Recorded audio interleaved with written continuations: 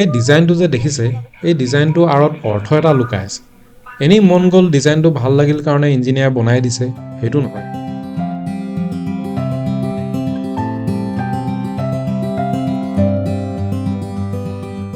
জীৱনত আটাইতকৈ বেয়া পোৱা ছাবজেক্টটোৱে আছিল মোৰ হিষ্ট্ৰী। কিন্তু আজি ইয়াত আহি যিবিলাক ইতিহাস জানিলোঁ, জানি বহু কপি গৈছে। আপোনালোকে নিশ্চয় এই ঠাইডোখৰ আগতে ইনষ্টা ৰিলছ বা ইউটিউবত দেখিছে, কিন্তু আজি অলপ বেলেগ এটা দৃষ্টিৰে চাওঁ অলপ। নমস্কাৰ, মই প্ৰিয়, আৰু আজি বহুত দিনৰ পাছত গুৱাহাটী আহিছিলোঁ। গুৱাহাটীখন বোলে ধুনীয়া কৰিছে, তাকে অলপ চাই যাওঁ। কিন্তু ৰ'ব ইয়াত এতিয়া নাহিব, ইয়াত বহুত ভিৰ হৈ আছে। গতিকে ময়ো ইয়াৰ পৰা পলাওঁ আৰু ব'লক একচুৱেল লোকেশ্যনটোলৈ যাওঁ।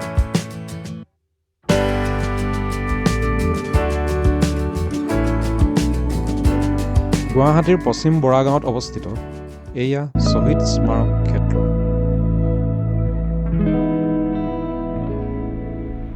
আৰু ইয়াৰ ভিতৰত সোমাই কি দেখিলোঁ জানে? মৃত্যু, ডেথ। এশৰ পাছত এশ কলেজীয়া ছাত্ৰ ছাত্ৰী আৰু সাধাৰণ জনতাৰ মৃত্যু। যি সময়ত আমি ইনষ্টাগ্ৰাম ফেচবুকত ভাইৰেল হোৱাৰ সপোন দেখি আছোঁ, একে সময়ত এই স্কুল কলেজীয়া ছাত্ৰ ছাত্ৰীসকলে অসমৰ কাৰণে, আমাৰ ভাষাৰ কাৰণে নিজৰ জীৱন দিবলৈ সাজু হৈছিল। 6 বছৰ আন্দোলন আৰু শেষত 860গৰাকীৰ মৃত্যু।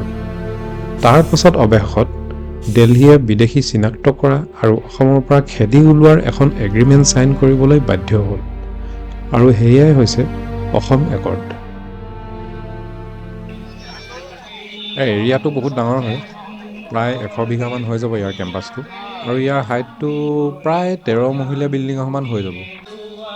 আৰু এই ডিজাইনটো মানুহ হাতত ধৰি থিয় হোৱা নিচিনা বনোৱা হৈছে, যাতে ই একতা বা ইউনিটিক ৰিপ্ৰেজেণ্ট কৰে। এই ঠাইডোখৰে আমাক এইটো মনত পেলায় যে যেতিয়া ব্যৱস্থা বা ছিষ্টেম বিফল হয়, ইয়াৰ মূল্য দিয়ে সাধাৰণ মানুহে। আজি আমি প্ৰতি ঘণ্টাতে আমাৰ প্ৰফাইল ফটোখন সলনি কৰোঁ, কিন্তু এই 860গৰাকী শ্বহীদৰ প্ৰফাইল ফটোখন আৰু সলনি নহ'ল। আৰু ইয়াৰ ভিতৰত প্ৰায় 400জনৰ চেহেৰা এতিয়াও ৰিকভাৰ কৰিব পৰাই নাই।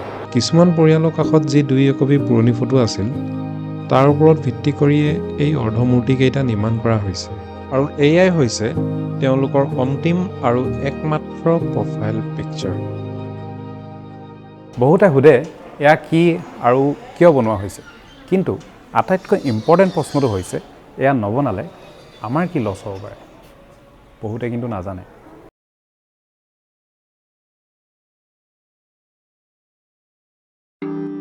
এনেকুৱা ঠাই যদি আমি নবনাওঁ, তেনেহ'লে ইয়াৰ স্মৃতি হেৰাই যাব, জিজ্ঞাসা হেৰাই যাব, অৱশেষত সন্মান হেৰাই যায়।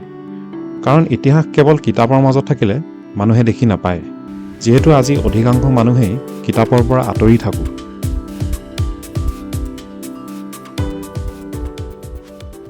আৰু ইতিহাস যদি এনেকৈ প্ৰস্তুত কৰা হয়, তেনেহ'লে ইয়াক ইগন'ৰ কৰাটো অসম্ভৱ হৈ পৰে। আপোনালোকেও ইয়াত আহিব পাৰে। ইয়াত আহি আপোনালোকৰ ডিষ্ট্ৰিক্ট আৰু আপোনাৰ সমষ্টিৰ পৰা কোন শ্বহীদ হৈছিল, ইয়াত আহি চাব পাৰিব।